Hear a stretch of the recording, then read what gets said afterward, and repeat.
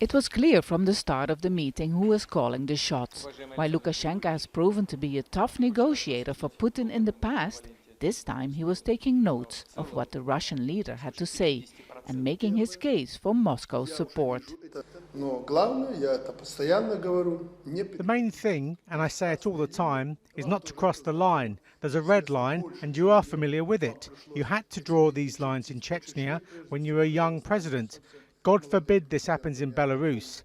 There are certain red lines nobody has the right to cross.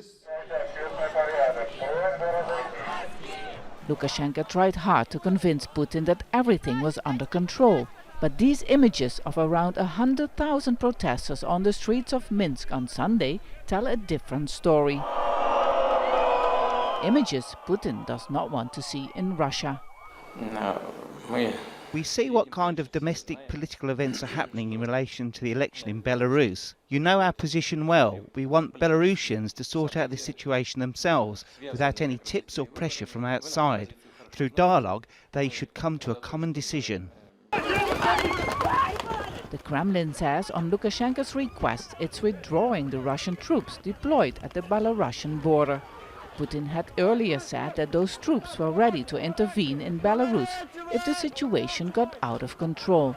The Russian leader reiterated that agreements between the two nations about military cooperation will remain in place. It's unclear what concessions Lukashenko made to secure Putin's support.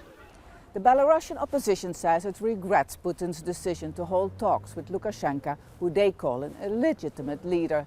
They also question the legality of any agreement between the two, since the election result is widely disputed. Many here are wondering if the embattled leader is ready to sacrifice the sovereignty of his nation just to remain in power. While Putin supports Lukashenko for now, the question is for how long he can enjoy the Kremlin's backing. If anything, the recent peaceful protests across the country, not only in the capital Minsk, have grown in size.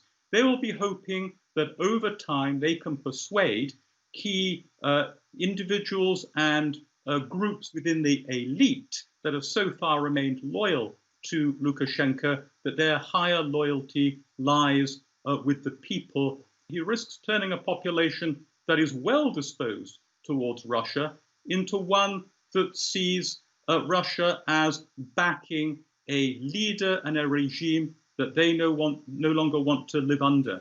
Despite declaring his support for Lukashenko, Putin is still keeping his options open.